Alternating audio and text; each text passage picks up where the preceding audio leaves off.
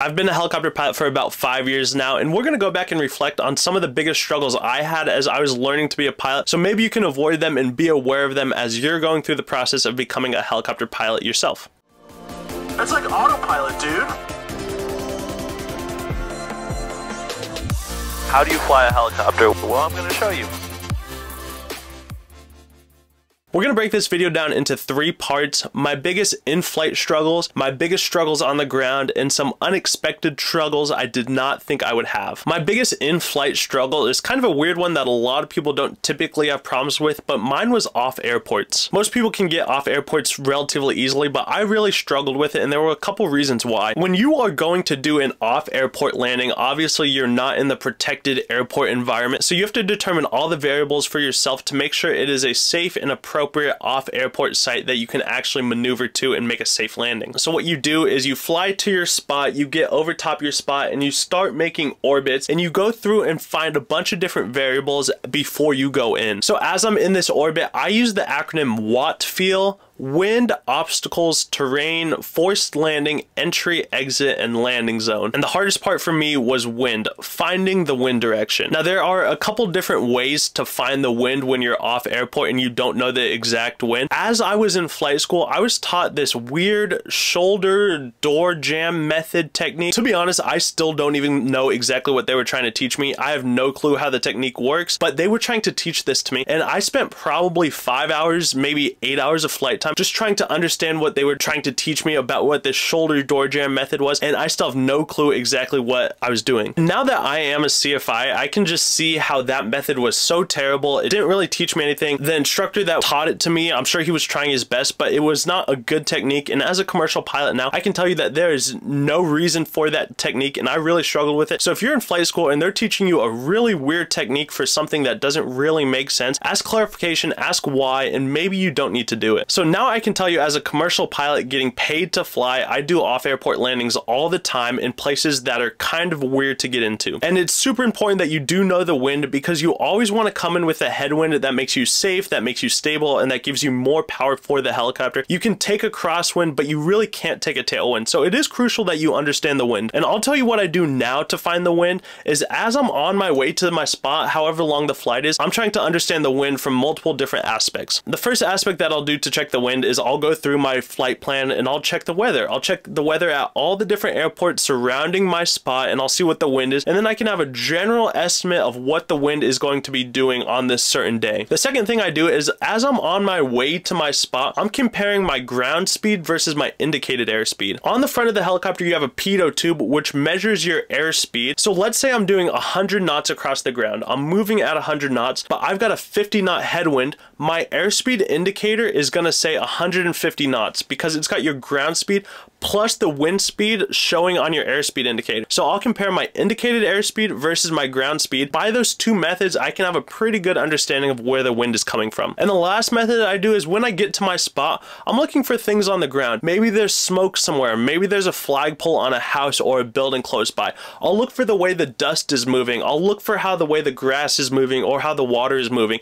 And by these 3 methods, I've got a great indication of what the wind is doing. I use a bunch of different methods, and that's the thing. As you're going through flight school, you're gonna have different struggles. Once you get through those struggles, or just enough to pass your check ride and to understand them at the basic level, as you continue on, you get more experiences, you get to become a better pilot. You're gonna understand how things work differently. You're gonna be able to see it from a different perspective, and you're gonna understand it on your own level and how to make things work safely and correctly. Now, in terms of stuff on the ground, my knowledge, what did I struggle with there? Probably the number one thing I struggled with was weather. Now, I really enjoyed learning about weather. Weather is one of the most important things you have to learn. Obviously, your office is the weather, it's the sky, so you have to have a great understanding of the weather, bunch of different variable conditions, how things can change, how things develop. I kind of struggled sometimes with understanding concepts, and the 2 biggest things I struggled with was fog formation and cloud formation. Now, there's tons of different types of clouds and there's tons of different types of fog. Where I went to school, we were really focused on how these things develop, what they look like, and how they happen. So for me to get past this, the biggest thing I had to do was just buckle down, sit in front of my computer, sit in front of a textbook, and just read as much as I could until I memorized them and I understood them. I also kind of struggled with emergency procedures. In flight, I was pretty decent at doing the emergency procedures, but you also have to have them memorized from the top of your head. If an actual emergency happens in the helicopter, you're not going to have time to go into the pilot's operating handbook and read through the emergency, at least in smaller helicopters. Maybe if you're in a bigger helicopter, you might have a little bit more time, but certain things you have to know off the top of your head. This is another thing where you just have to sit down, buckle down, memorize, and that's all you can do, and then you have to do it until you know it off the top of your head. And then there were some unexpected struggles that I did not expect, I didn't plan on, I didn't even know you could have these struggles. As I was going through flight school, my timeline kept getting changed. You know, you would have a date set for your check ride, and for some reason you weren't prepared, the DPE couldn't do it, your instructor wasn't ready. For some reason it kept getting changed and pushed around. Not just like check rides,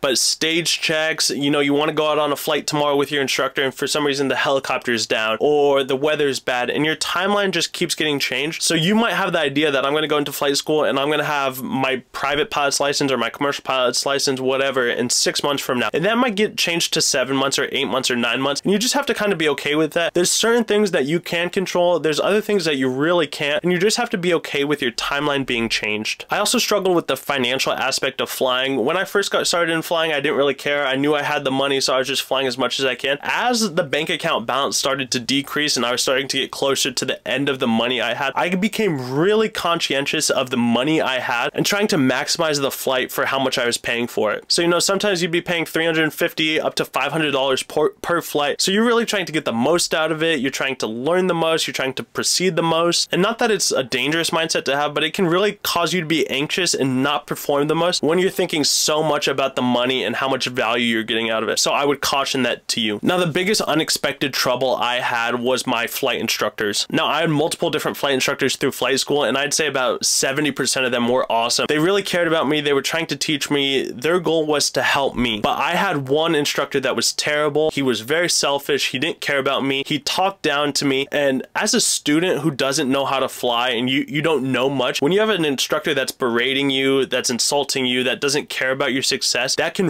really harm you. And I obviously didn't know anything when I was first going into my private, and that's when this happened. This instructor was just an asshole to me. So I would caution you that if you're in flight school or before you go to flight school, that there are some instructors that can be really mean, that don't care about you, that are not trying to help you. They're in it for themselves, and they might just be mean to you. So if you find that, advocate for yourself. Go find a new flight instructor. You know, you're paying them, so if you're not getting what you need, get rid of them. And the last kind of unexpected struggle that I had was just the feeling of not being good enough, not understanding the things that I should know. You know, when you go to flight school, you're surrounded by really smart people that are flying helicopters at really high levels. They're doing a really good job, and they can explain things, and it may go in one ear and out the other, and you may not totally understand what they're trying to say. And I was never the smartest guy, but I was never the dumbest guy. But sometimes you just didn't understand the concept, and not just once, but sometimes 2 times, 3 times, 4 times, 5 times, and you'll go multiple days or even a week trying to understand this concept, and you won't get it. And that can kind of depress you a little bit. It makes you feel like you're stupid. Like, why can you not understand this concept? But just know you will get through it. Everyone has that. So just so you know, everyone at your flight school, all pilots have gone through that, where there's a concept that they just did not get. For some reason, they couldn't get it. They really struggled with it. It just wasn't working for them. Just so you know, everyone goes through that. It's a normal thing, and you will get through it. So those were a few struggles I had while I was in flight school. I hope you learned something from them, and hopefully you don't have the same struggles. But if you do, it's okay. Just know that you can go on and succeed. Now, if you don't want to struggle, go check out my helicopter checkride course down below. If you're getting ready for your check ride, or if you're at any point in your flight training, that course has all of the information on what will be on your check ride. It goes through an entire study guide. It will help you succeed for your check ride. So check that out down below. Smash the like button if you found yourself enjoying this. Don't forget to subscribe, and I will see you on the next one. Take care.